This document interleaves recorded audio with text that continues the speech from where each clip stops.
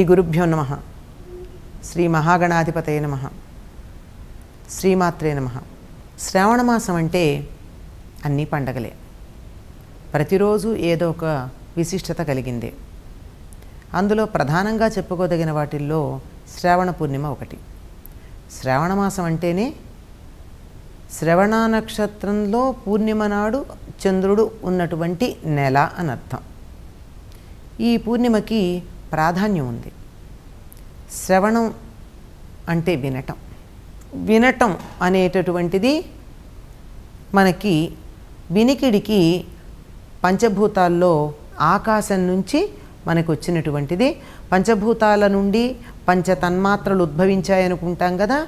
వినటం అనేటటువంటి దానికి మూలమైనటువంటిది ఆకాశం. ఆ ఆకాశానికి సంబంధించినటువంటిది అంటే వాక్కుకు సంబంధించినటువంటిది అని అర్థం. ఈ రోజున చదువు ప్రారంభించుకోవడం అన్నది మనకి ప్రాచీన కాలంలో కనపడుతూ ఉండేది. అందుకే దీనికి శ్రవణం అంటే వినడం ప్రధానంగా ఉంది. వినడం అంటే దేన్ని వినాలి? వేదాన్నే వినాలి. వేదాధ్యయనం మొదలుపెట్టేటటువంటి రోజు. అందుకని వేదాధ్యయనానికి అర్హత కలిగినటువంటి వాళ్ళందరూ ఈ రోజున ఉపాకర్మ అనేటటువంటి కార్యక్రమాన్ని చేస్తారు. ఉపాకర్మ అంటే మొదటిసారి ఒడుగు పూర్తయి అంటే యజ్ఞోపవీతం మార్చుకుంటారు. ఒడుగులో వేసినటువంటి ఉపనయనంలో వేసిన ఆ చిన్న మౌంజి అని చెప్పబడే ఆ యజ్ఞోపవీతాన్ని తీసి మామూలుగా పెద్ద యజ్ఞోపవీతం వేసుకుంటారు. ఒడుగైన మొదటి సంవత్సరంలో చేసేటటువంటి పని ఇది. ఆ తరువాత ప్రతి వాళ్ళు కూడా ఈనాడు యజ్ఞోపవీతాన్ని మార్చుకుంటారు. అందుకే దీనికి దంధ్యాల పూర్ణిమ అనేటటువంటి పేరు కూడా లోకంలో ఉంది. రాను రాను ఈ పేరు మరుగున పడింది. అదేవిధంగా మనం గనక మహారాష్ట్ర తీర ప్రాంతానికి గనక వెళ్ళినట్టయితే దీన్ని నార్లీ పౌర్ణమి అంటారు. నార్లీ అంటే నారికేళాలని సముద్రంలో వేస్తారు. అంటే సముద్రాది దేవతకి కొబ్బరికాయలు గనక సమర్పించినట్టయితే బాగా వర్షాలు అవి పడి సుభిక్షంగా ఉంటుంది అని వాళ్ళు ఆ పేరుతో పిలుస్తారు. ఇవన్నీ కాకుండా ఉత్తర దేశంలో ఒకప్పుడు చాలా ప్రాచుర్యంలో ఉండి ఇప్పుడు దక్షిణ దేశానికి కూడా బాగా వచ్చేసి అందరూ అనుసరిస్తూ ఉన్నటువంటిది ఏమిటంటే దీన్ని రక్షాబంధనం లేక రాఖీ పూర్ణిమ అనేటటువంటి పేరుతో బాగా వ్యాప్తిలో ఉంది. రక్షాబంధనం అంటే రక్ష కట్టడం. ఒకప్పుడు ఎవరికి వారు రక్ష కట్టుకునేవారట. అంటే నేను క్షేమంగా ఉండాలి అని చెప్పి తనకి సంబంధించింది దైవం దగ్గర ఒక తోరాన్ని పెట్టి ఆ తోరాన్ని తనకి రక్షగా ఉండేటట్టుగా సంవత్సరం పాటు తనకి రక్షణ కలిగి ఉండేటట్టుగా ఆ తోరాన్ని తాము ధరించేవారు. తరువాతి కాలంలో శ్రేయస్సు కోరుకునేవాళ్ళు ఒకళ్ళకొకళ్ళు కట్టుకోవడంగా అది పరిణామం చెందింది. అంటే ఒకళ్ళకి ఒకళ్ళు నా శ్రేయస్సు మీరు కోరుతూ గనక ఉన్నట్టయితే మీరు వచ్చి నాకు రక్షాబంధనం చేస్తారు. లేదంటే మీ శ్రేయస్సు నేను కోరుకుంటూ ఉంటే నేను మీ చేతికి రక్ష కడుతూ ఉంటా. ఈ రక్షలు ఈ రకంగా కట్టుకునే సంప్రదాయం ఉంది. ఎవరు ఎవరికైనా శ్రేయస్సు కోరేవాళ్ళు కట్టచ్చు అనేటటువంటి సంగతి మనకి తెలుస్తూ ఉంది. ఇది భవిష్య పురాణంలో వృత్రాసురవధకి బయలుదేరి వెడుతూ ఉన్నటువంటి ఇంద్రుడికి రక్ష కట్టింది, రక్షాబంధనం చేసింది శచీదేవి అని ఉంది. అంటే భర్త రక్షణ కోరుకున్నటువంటి ఆయన సురక్షితంగా ఉండాలని కోరుకున్నటువంటి భార్య ఆయన చేతికి రక్ష కట్టవచ్చు.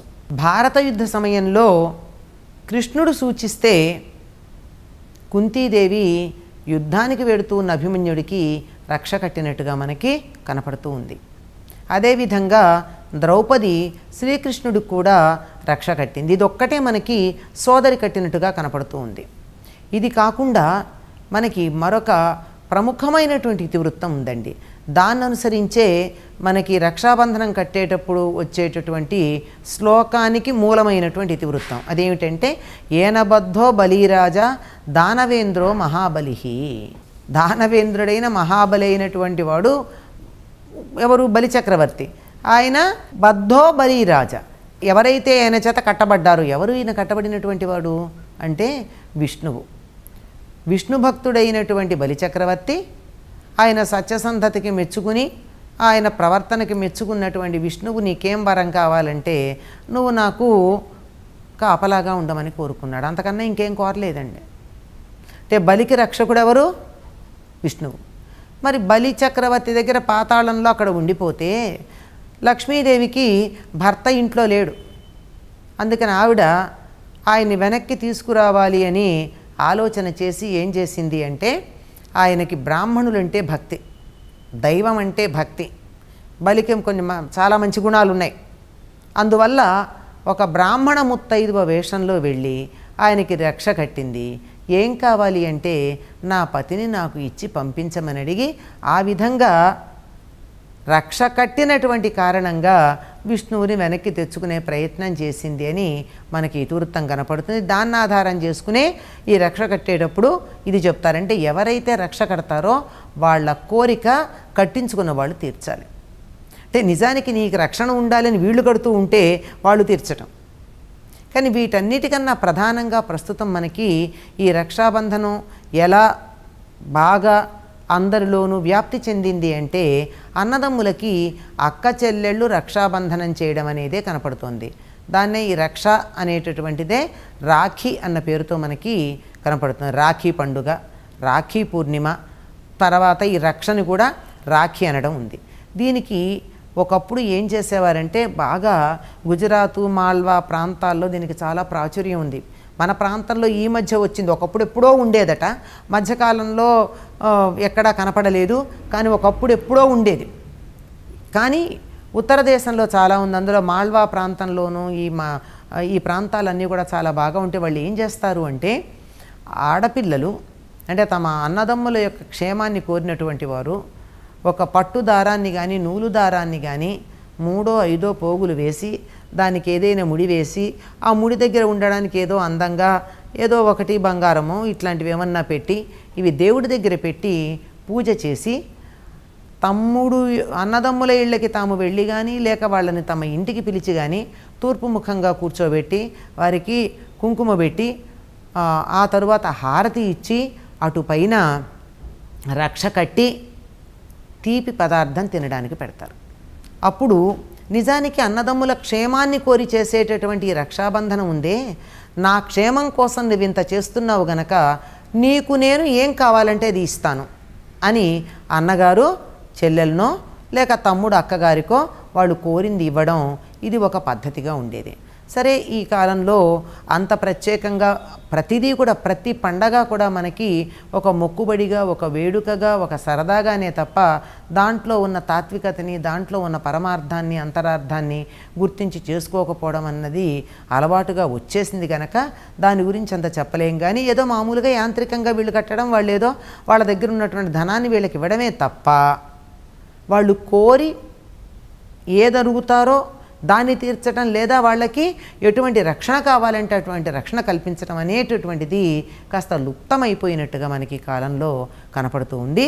దీనికి ఈ రక్షాబంధనానికి సంబంధించి మనకు అసలు మూలంలో మరొక గొప్ప ఇతివృత్తం ఉంది. ఏమిటంటే అసలు ఎందుకు కడుతున్నారు ఇది అంటే, యముడు యమున ఇద్దరు సూర్యుడి యొక్క సంతానం. వీళ్ళని కవలంటే జంటగా పుట్టారు. మనం కవలలు అంటాం, సుష్టు శబ్దం వాడాలంటే కవలు అనాలి, జంట.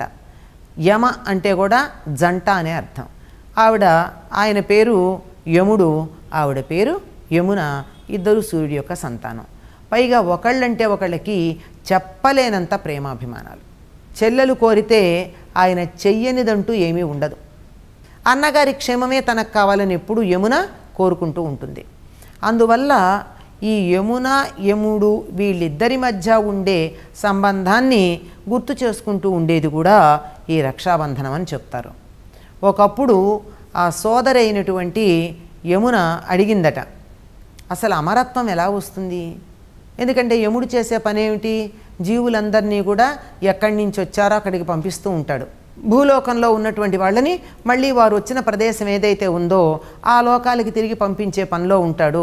అంచేది వీళ్ళందరూ మర్త్యులు అనగా మరణం కలిగినటువంటి వారు. ఈ మరణం కలిగినటువంటి వారందరూ ఎలా ఉద్ధరించబడాలి? సహజమైనటువంటి మరణం అయితే పర్వాలేదు, కానీ అకాల మృత్యువు అవి ఉన్నట్టయితే చాలా బాధ కలుగుతుంది. అందుకని అటువంటి వాటిని పోగొట్టడానికి ఏముంది అని చెప్పి యమున అన్నగారిని అడిగితే, నువ్వు నాకు ఏ రకంగా అయితే రక్షాబంధనం చేశావో ఆ రకంగా ఏ సోదరి తన అన్నగారికి రక్షాబంధనం చేస్తుందో వారికి అపమృత్యువు లేకుండా చూస్తాను అని చెప్పి యముడు అన్నాడని, కనుక యమ ప్రీతి కోసం కూడా ఈ రక్షాబంధనం కట్టడం అనేది మనకి లోకంలో కనపడుతూ ఉంది. నిజానికి పైకి ఇది మనకి పురాణాల్లో ఉన్న ఇతివృత్తాలు ఏమన్నా కానివ్వండి, అది శచీదేవికి సంబంధించింది అవ్వచ్చు, లేదంటే లక్ష్మీదేవి చేసినటువంటి పని కావచ్చు, యమాయములు, లేకపోతే మిగిలినటువంటి ద్రౌపది, కుంతి, ఇలా ఎవరి సంగతైనా కావచ్చు. కానీ ప్రస్తుతం మనకు కనపడుతూ ఉన్నది ఏమిటంటే, సాధారణంగా ఎక్కువగా ఆడపిల్లలు తమ సోదరులకి కడుతూ ఉంటారు, లేదా సహ ఉదరులు అంటే ఒకే తల్లి కడుపున పుట్టినటువంటి వాళ్ళు. అలా కాకపోయినా ఎవరినైతే తమకి సోదరులుగా భావించుకుంటూ ఉంటారో, వీళ్ళ అన్నగా కానీ తమ్ముడుగా కానీ అటువంటి వాళ్ళకు కడుతూ ఉంటారు. ఒక్కసారి గనక రక్షాబంధనం చేశారు అంటే, మరి శచీదేవి ఇంద్రుడికి కట్టింది కదా, అది మనకి గుర్తులేదు. ఒక్కసారి రక్షాబంధనం చేసినట్లయితే వాళ్ళు సోదరి సమానమే అవుతారు తప్ప ప్రస్తుత కాలంలో మనం మరొక రకమైనటువంటి చుట్టరికం వాళ్ళ మధ్య భావించటానికి, కల్పన చేయడానికి ఎటువంటి అవకాశం లేదు. కనుక ఈ రక్షాబంధనాన్ని చాలా ప్రాంతాల్లో ఏమని పిలుస్తారంటే అన్నా చెల్లెళ్ళ పండగ అంటూ ఉంటారు. అంటే అక్కా తమ్ముళ్ళు కూడా అనుకోండి, అన్నా చెల్లెళ్ళ పండగ అంటే అన్నగారులు చెల్లెళ్ళకి ఏదైనా వాళ్ళ అన్నదమ్ముల యొక్క క్షేమాన్ని కోరేటటువంటి సోదరీమణులకి వాళ్ళు కోరికలు తీర్చేటటువంటిది. అంటే ఇందులో ఎంత సామాజికమైనటువంటి స్పృహ మనకు కనపడుతుందో చూడండి.